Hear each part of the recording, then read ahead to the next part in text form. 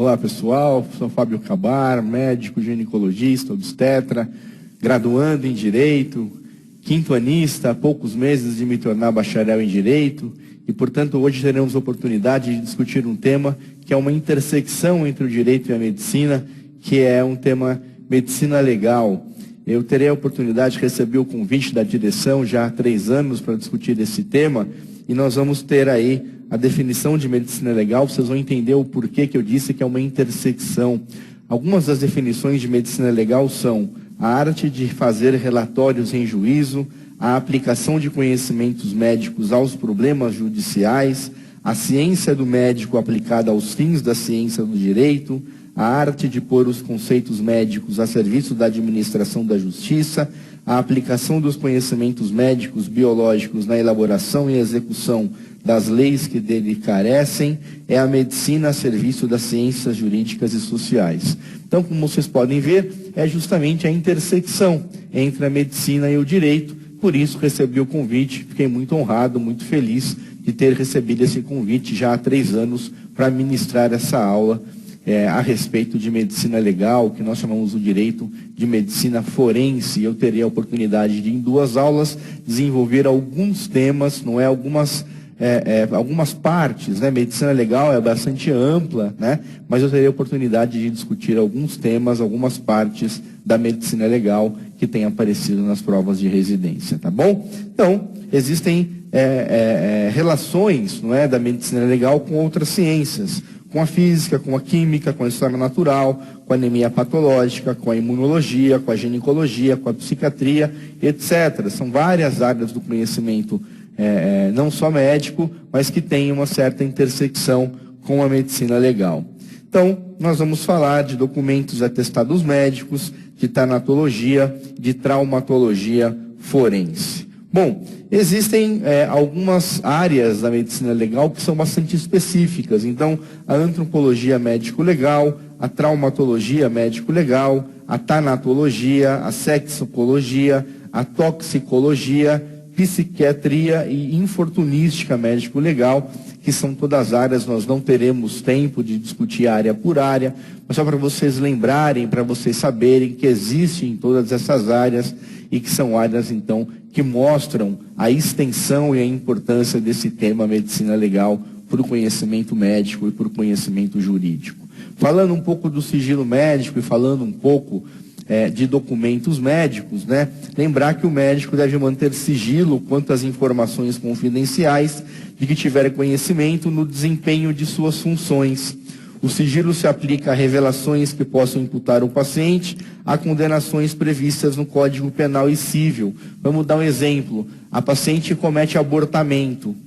Nós sabemos que abortamento no Código Penal é crime, né? Pessoas que praticam abortamento no Brasil estão cometendo um crime. Eu, como médico, devo denunciar essa paciente? Posso ir na polícia e dizer, olha, essa mulher cometeu um abortamento, portanto ela cometeu um crime? Não posso. Eu não posso revelar o segredo médico-paciente, tá? Eu não posso incriminá-la. Eu não posso dizer, olha, prenda essa mulher porque ela realizou um aborto. Isso é absolutamente ilegal, tá? O artigo 154 do Código Penal diz assim: é crime revelar a alguém sem justa causa, segredo de que tem ciência em razão de função de ministério, ofício ou profissão, e cuja revelação possa produzir dano a outrem. Pena, detenção de 3 meses a 1 ano ou multa. Vejam vocês, sem justa causa. O que seria essa justa causa? Eu vou dar um exemplo que eu já dei em outras aulas. Imagine um paciente, um homem, que se descobre portador do HIV, né? Então ele tem HIV e você diz para ele, olha, o senhor deve comunicar à sua esposa, né, à sua parceira, que o senhor é HIV positivo. Ele diz, não vou contar. Você diz, não, o senhor deve contar, né? Afinal de contas, a sua parceira está correndo risco, pode ser que não usando preservativo, de alguma maneira ela esteja susceptível à infecção. Ele diz, não vou contar. Você pode convocar a parceira e, de certa forma, contar para ela que o parceiro está infectado? Pode, porque é uma razão de justa causa. você está protegendo-a. Então, neste caso, seria justa causa, você poderia contar a ela o que está acontecendo, tá bom? Bom, documentos e atestados médicos. Documento é toda e qualquer base de conhecimento fixada materialmente e disposta de maneira que se possa utilizar para consulta, estudo, como prova e etc. Então, podem ser prontuários, fichas clínicas, arquivos hospitalares, prescrições, receitas, atestados, boletins e comunicações, pareceres, relatórios, laudos periciais. Isso pode ser tanto em meio físico como digital, tá? Esses documentos todos, eles estão protegidos pelo sigilo médico e existe uma responsabilidade médica envolvida na elaboração de todos esses documentos. Bom, arquivos médicos. Arquivos médicos você tem fichas clínicas, arquivos ou prontuários médicos. Eles representam um elemento fundamental para a prática clínica, né? Eles vão conter todas as informações que vão permitir um correto acompanhamento destes pacientes. Todo o cuidado deve ser tomado para que o seu conteúdo não seja revelado por todos que o manuseiam. Então, todo mundo que manuseia o prontuário tem que estar atrelado ao respeito ao sigilo. Tá? Não é só um médico. Qualquer pessoa que manipula esse prontuário tem que estar atrelado ao sigilo. Tá? Tem que se ter cuidado por todos. A Constituição de 88 prevê o habeas data. O que é isso? É o direito de conhecer os elementos relativos às suas informações. Então, qualquer pessoa tem o direito de conhecer o que tem no banco de dados. Eu já vou dizer de antemão que o prontuário é do paciente. O paciente tem o direito de ter informação sempre que ele quiser. Tá? Então, as informações do prontuário, elas não são confidenciais pro paciente. Tá? Então, o que é uma ficha clínica? Ficha clínica de instituições privadas. São documentos cuja responsabilidade de redigir e arquivar é do médico. Só o médico tem responsabilidade de escrever, de redigir essas fichas. Tá? A utilização, então, é do médico. Nova consulta, pesquisa clínica, fatos verificados no atendimento clínico, tudo isso é registrado nessa ficha, tá? Só informações médicas. Documentos são em decorrência da relação médico-paciente. Em caso de falecimento do médico, esses documentos devem ser destruídos ou devolvidos para o paciente. O médico estava guardando o prontuário. O médico morreu, ou você devolve para o paciente, ou você destrói. Você não pode dar esse prontuário para outro médico. Não, mas eu entreguei para o paciente e o paciente deu para outro médico. Ok, problema do paciente. Mas você não pode, um médico, entregar isso para outro médico. Ou o parente de um médico que morreu entrega o prontuário para outro médico. Não pode. Não pode. Tá? O prontuário clínico. O prontuário clínico é um registro feito pelo médico do hospital, por uma clínica ou por um grupo de médicos. Então não é um só. Ele está centralizado na instituição e a instituição é a responsável pela guarda. Não é o médico, é a instituição. É o conjunto de documentos padronizados destinados ao registro da assistência prestada ao paciente, desde a sua matrícula até a sua alta. Então não é só a ficha médica, são todos os documentos que compõem o atendimento. Ficha de internação, prescrições, ficha de evolução, alta, relatório de cirurgia, isso é prontuário clínico, tá? Os registros informatizados devem seguir as diretrizes gerais de confidencialidade e armazenagem. Receituários e prescrições médicas. São documentos que constam quais medicamentos serão utilizados em determinado quadro, como devem ser ministrados, dá diretrizes de dietas e orientações gerais ao paciente. Tá? O receituário comum deve ter um cabeçalho onde constem os dados da instituição e do médico, o endereço, CPF, número de inscrição e Conselho Federal. É isso que tem que ter no receituário. Então, no cabeçalho deve ter tudo isso. E existem receitas que são especiais. Existe a receita A, a receita B, a receita para antibiótico. Então, para opiáceo, para benzodiazepínico, para antibiótico, são receitas diferentes. São receitas diferentes. Tá? O que são atestados médicos? Então, atestados médicos são a afirmação simples e por escrito de um fato médico e suas consequências. Isso é um atestado. Tá? O artigo 269 do Código Penal diz o seguinte: é crime deixar o médico de denunciar à autoridade pública doença de notificação compulsória. Lembra que eu disse, doença de notificação compulsória deve ser notificada. Tá? Isso aí é dever legal. Dever legal. Ah, mas o paciente não autorizou. Não tem importância, é dever legal. Se não denuncia, se não notifica, a pena é de cadeia de 6 meses a 2 anos. Artigo 302. É crime dar ao médico no exercício de sua profissão atestado falso. Pena, detenção de 1 mês a 1 ano. Cadeia. Código de ética. É vedado ao médico fornecer atestado sem ter praticado o ato profissional que o justifique ou que não corresponda à verdade. Não pode fazer atestado falso. Tá? Uma criança de 5 anos de idade com evidentes sinais de desnutrição adquiriu tétano e foi internada em um hospital especializado. No 5º dia de internação, apresentou sinais de pneumonia e faleceu no 7º dia com quadro de insuficiência respiratória e cardíaca. A sequência de eventos que definem a causa básica do óbito no atestado médico da declaração de óbito deve ser a seguinte: A.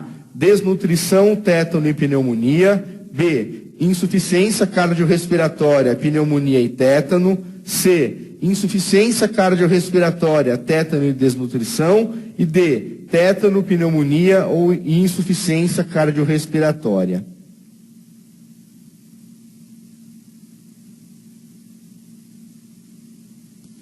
Então, o atestado de óbito é um documento simples, escrito e fornecido exclusivamente por um médico que tem como finalidade confirmar a morte, determinar a causa da morte e satisfazer alguns interesses de ordem civil, estatístico, demográfico e político sanitário. Então, eu quero que você grife agora esta parte. Então, vamos lá. Essa parte do slide você vai grifar. Morte por moléstia e causa-mortes bem definidas. Sem necrópsia, quem faz o atestado de óbito é o médico assistente. Morte por moléstia bem definida, mas causa-morte indeterminada. Vai para o SVO, quem faz o atestado de óbito é anatomopatologista. Morte por moléstia e causa-morte indeterminada. Vai para o SVO, quem faz é o anatomopatologista. E morte por moléstia bem definida e causa-morte violenta, que é traumática ou suspeita, vai para o ML, quem faz é o médico legista. Grifa este quadro. Grife este quadro. Grife este quadro.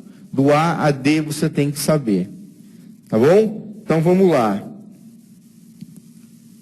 Vamos lá. SVO, morte natural sem assistência médica. Necrópsia clínica, morte natural com assistência médica. Necrópsia médico-legal, homicídio, suicídio, acidente ou morte suspeita. Tá bom? Declaração de óbito vem em 3 vias. Uma fica no hospital. A outra vai para o cartório onde é feito o registro de óbito. E outra vai para a Secretaria de Saúde no município. Então são 3 vias. Tá? A resolução do CFM de 89. Então grifa também os próximos slides que isso cai em prova. Artigo 1º. O médico só atestará o óbito após tê-lo verificado pessoalmente. Essa história de ligar e dizer assim: olha, doutor, o senhor pode me quebrar um galho? Morreu meu familiar, vai demorar para mandar para o SVO, para fazer a necrópsia, para liberar o corpo. O senhor não pode vir aqui atestar o óbito? Não posso. Por quê? Porque eu não sei do que ele morreu, eu não acompanhava o quadro, de repente morreu envenenado em casa, eu vou atestar um óbito que foi morte natural, foi um envenenamento, eu ainda vou ser cúmplice do assassinato. Então não vou. Não vou. Tá? Artigo 2º. É dever do médico atestar óbito de paciente ao qual vinha prestando assistência, ainda que o mesmo ocorra fora do ambiente hospitalar, exceto em caso de morte violenta ou suspeita. 3º, quando o óbito ocorrer em hospital, caberá ao médico que houver dado assistência ao paciente a obrigatoriedade do fornecimento do atestado de óbito ou, em seu impedimento, ao médico de plantão. Claro, quando é ao hospital e o médico que houver dado assistência ao paciente, é ele que vai dar o fornecimento do atestado de óbito. Se ele não está lá, o médico de plantão que soube o que aconteceu. Mas precisa saber a causa da morte e a patologia de base. Se não souber, vai para o SVO. Artigo 4º. No caso de morte violenta ou suspeita, é vedado ao médico atestar o óbito, que tem que se mandar para o IML. Parágrafo 1º. Entende-se por morte violenta aquela que é resultante de uma ação exógena e lesiva, mesmo que tardiamente. Tá? Parágrafo 2º. Entende-se por morte suspeita aquela que decorre de morte inesperada e sem causa evidente. Tá? Artigo 5º. É vedado ao médico cobrar qualquer remuneração pelo fornecimento do atestado de óbito. Não pode cobrar pelo atestado de óbito. Então, o cartório de registro fornece a certidão de óbito, que é esse daí. Então, você tem a primeira parte, o cartório. A segunda parte, a identificação do falecido. A segunda parte ainda, a identificação do falecido. A terceira parte, a residência. Tá? As coisas relacionadas à rua que ele morava, o número, o bairro, o município de residência. O quarto, a ocorrência, onde que morreu. O quinto, preenchimento exclusivo para óbito fetal e menor de 1 ano. Idade de morte, escolaridade, ocupação habitual e assim por diante. Tá? Então, se foi óbito fetal, duração da gestação, tipo de gravidez, tipo de parto e assim por diante. O que é nascimento vivo? Nascimento vivo é a expulsão ou extração completa do corpo da mãe com qualquer sinal de vida. Independe da duração da gestação. Grifa esse slide para mim, por favor. Grifa esse slide para mim. Expulsão ou extração completa do corpo da mãe com qualquer sinal de vida.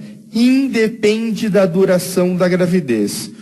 Quais são os sinais de vida? Respiração, batimentos do coração, pulsação do cordão umbilical ou movimentos efetivos dos músculos de contração voluntária. Independe de estar ou não cortado o cordão umbilical, bem como estar ou não desprendida a placenta. Óbito fetal. Expulsão ou extração completa do corpo da mãe sem apresentar nenhum sinal de vida, independentemente da duração da gravidez. Quais são os sinais de sinal de vida? Respiração, batimentos do coração, pulsações do cordão umbilical ou movimentos efetivos dos músculos de contração voluntária. Independe de estar ou não cortado o cordão umbilical, bem como estar ou não desprendida a placenta. Tudo bem? Bom, fornecimento de atestado de óbito por óbito fetal. Quando é que eu forneço atestado de óbito por óbito fetal? Quando a gestação tem duração igual ou superior a 20 semanas. Ou, se o feto tiver peso corporal igual ou superior a 500 gramas. E ou estatura igual ou superior a 25 centímetros. Tá? Se não atingir esses quesitos, é abortamento. E no abortamento, eu não preciso dar atestado de óbito. Eu não preciso dar atestado de óbito se for abortamento. Tá? Causa de morte. Todas as doenças, estados mórbidos ou lesões que produziram a morte ou que contribuíram para ela e as circunstâncias do acidente ou da violência que produziu essas lesões. Então, sempre que você tem as causas de morte, você vai colocar nas linhas correspondentes que eu vou mostrar para você. Todas as causas de morte. A causa básica de morte é a doença ou lesão que iniciou a cadeia dos acontecimentos patológicos. Tá? Ou, se for uma doença traumática, uma causa traumática, as circunstâncias do acidente ou da violência que produziram a lesão fatal. O atestado de óbito tem o seu preenchimento um espaço que se reserva ao médico. Nesse espaço deve ser preenchida o que levou à morte da seguinte forma. No item 1 tem as linhas A, B, C e D. A linha A se refere ao evento que causou a morte diretamente. Foi o último evento que desencadeou a morte. A linha B e C são os eventos anteriores ao A. E a linha D é a causa básica da morte.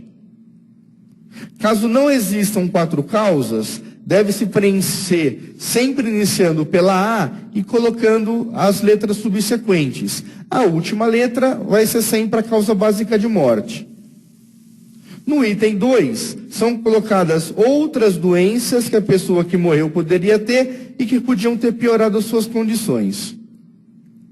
Tá? Então aí óbitos em mulheres, se a morte ocorreu durante a gravidez, se aconteceu durante o puerpério, se recebeu assistência médica, se o diagnóstico foi confirmado por cirurgia, por exame complementar, e assim por diante. E aqui, finalmente, então, a parte de condições e causas de óbito. Como vocês podem ver, tem aqui as letras A, B, C e D. Tá bom? Aqui uma declaração de verdade, mais uma vez, A, B, C e D. Tá? E embaixo aqui a parte 2. Então, aqui é a parte 2. E aqui, então, olha aqui, ó. Aqui é a parte 2. Aqui é a parte 2. E aqui as letras A, B, C e D. Ok? Vamos fazer aqui alguns exemplos para vocês. Então, criança teve diagnóstico de difteria com quadro iniciado há 3 dias, a qual se complicou a 1 dia com miocardite aguda, vindo a criança falecer em edema agudo de pulmão, que começou horas antes do óbito. O médico sabia que esta criança tinha também uma anemia. Veja, qual foi a causa última de morte da criança? Edema agudo de pulmão. O edema agudo de pulmão foi secundário a quê? A uma miocardite aguda. Essa miocardite aguda foi secundária a quê? A uma difteria. Então, qual que é a causa base? A difteria. Foi a última letra aqui, ó. Difteria. Tá? Então, edema agudo de pulmão como consequência de uma miocardite aguda, como consequência de uma difteria. Ah, mas não tem letra D, não tem importância. Não tem importância. Não precisa ter letra D. Não precisa ter letra D. Tá? E a anemia? A anemia, ela entra como o preenchimento do 2. Do 2. Porque nós sabemos que o 2 contribuiu, a anemia contribuiu para a morte, mas não foi causa direta da morte. Ok? Vamos ver outro exemplo. Pedreiro masculino, 42 anos, estava trabalhando em um andaime do 12º andar, quando caiu acidentalmente. Teve morte instantânea. O relatório da autópsia, no IML, evidenciou traumatismos múltiplos, crânio, bacia e membros. Vamos preencher o atestado de óbito. 1A. Qual foi a causa primária da morte? Um politraumatismo. Esse politraumatismo foi decorrente do quê? De uma queda acidental do andaime. Qual que é a causa básica da morte? A queda acidental do andaime. Que foi o que levou ao politraumatismo. Tudo bem? Mulher foi atendida na emergência às 22 horas com quadro de queda de pressão arterial, hemoglobina de 7, volume globular de 28, dor à palpação de abdômen, distensão abdominal, maciez de decúbito. Às 23 horas foi encaminhada para laparotomia, recebeu 2 unidades de concentrado de hemácias. Durante a cirurgia ocorreu parada cardíaca. Durante a laparostomia foi constatado o quadro de gravidez ectópica rota. Como é que eu preencho o atestado de óbito? Parte 1, A. O que aconteceu com ela? Choque hipovolêmico. Ah, mas não aconteceu uma parada cardiorrespiratória? Uma parada cardíaca? Eu não devo colocar parada cardíaca? Não. Por quê? Porque, em última análise, todos morremos em parada cardíaca.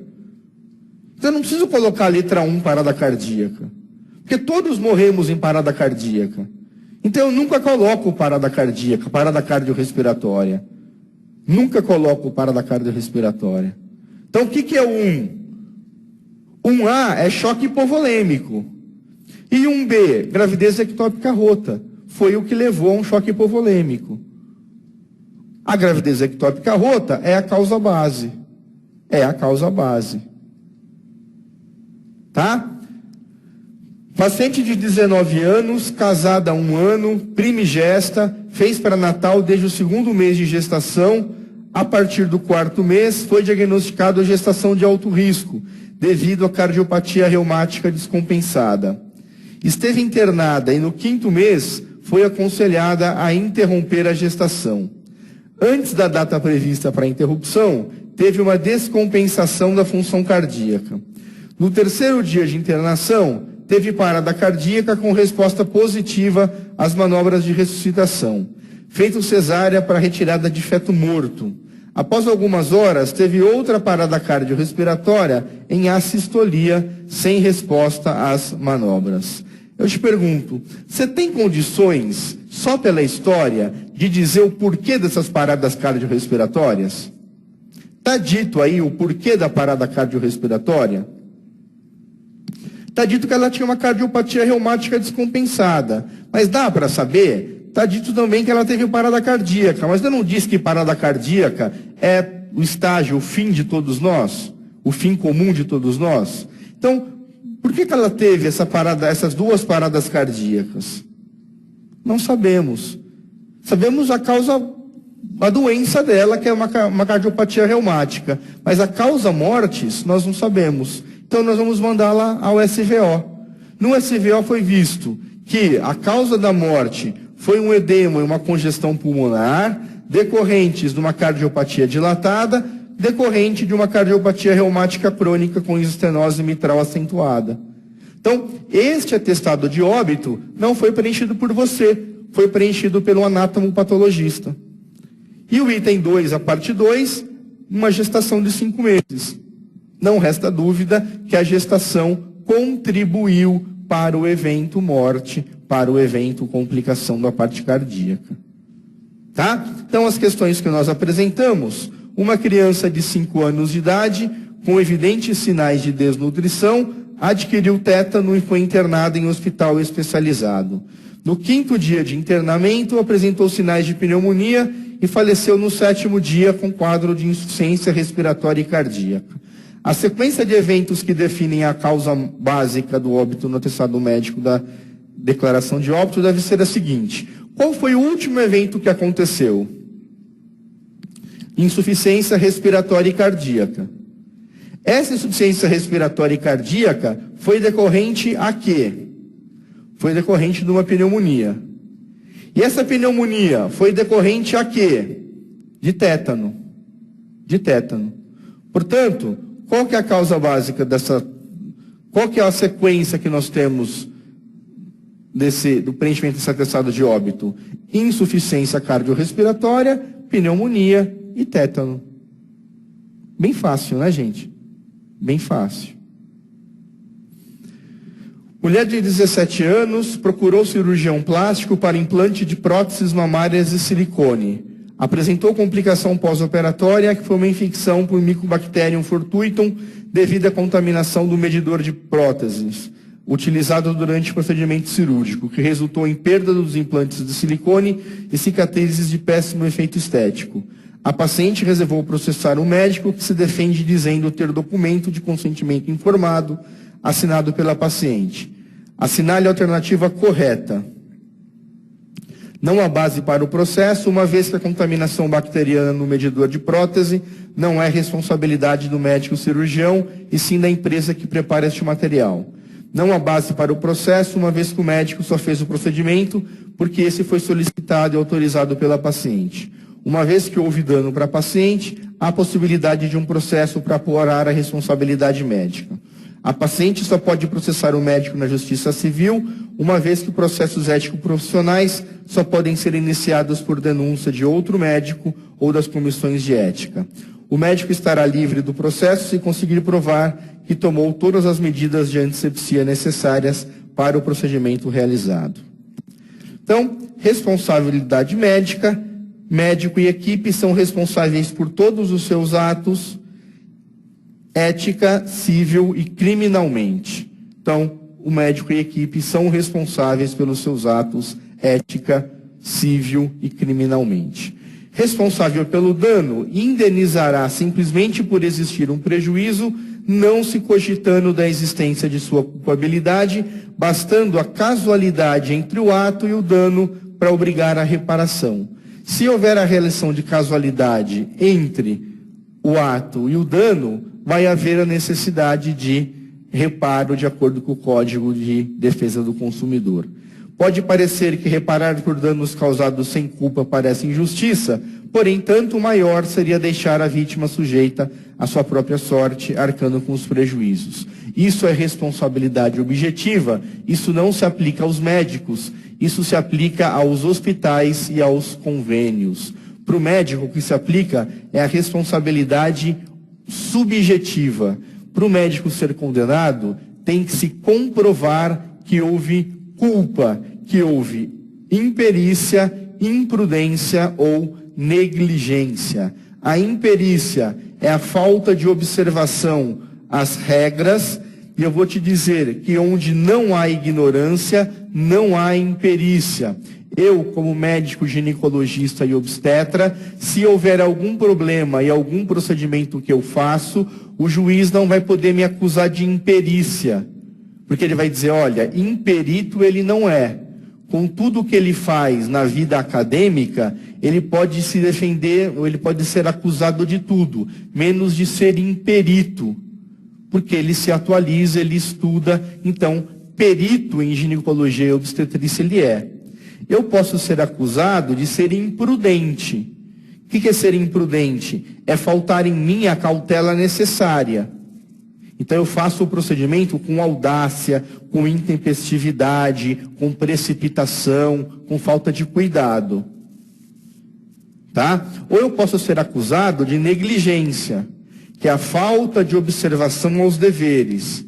Tá? Eu faço com abandono, eu faço com omissão, eu deixo de fazer coisas que eu deveria fazer.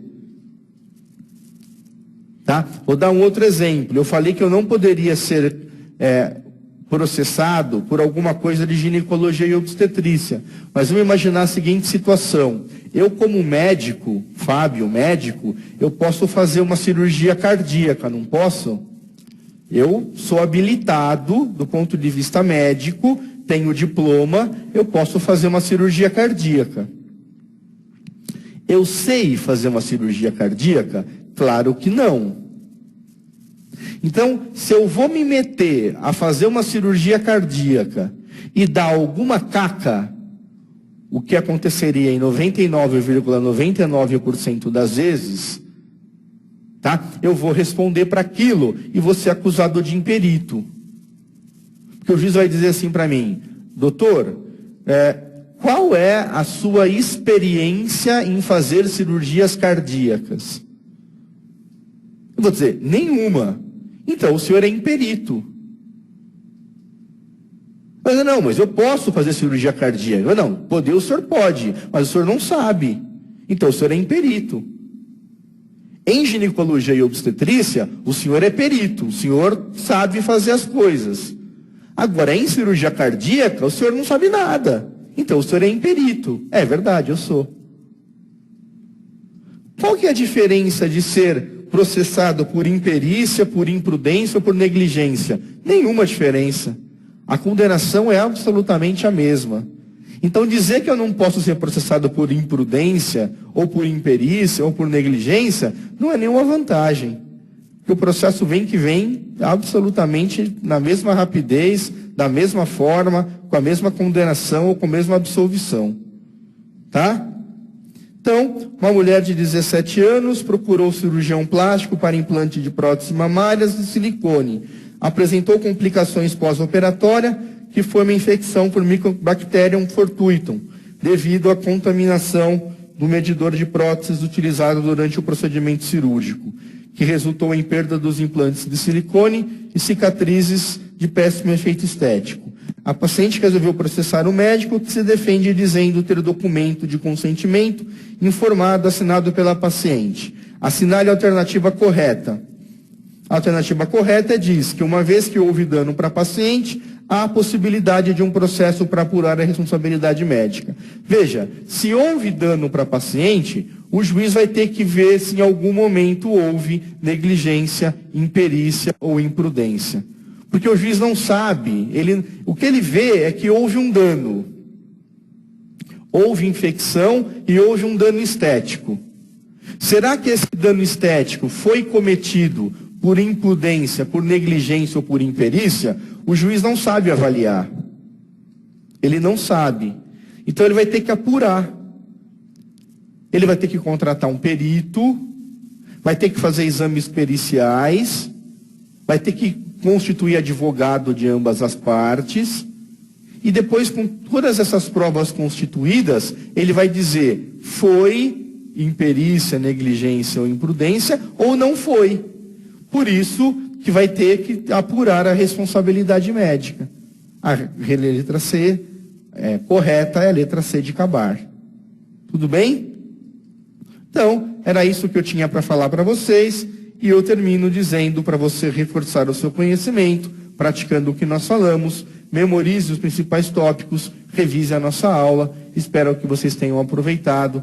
Já voltamos em dentro de pouco tempo, nós temos a segunda parte da aula de Medicina Legal, onde vamos falar de tanatologia forense, tá bom? A todos até agora por sua companhia, um grande abraço e até a próxima.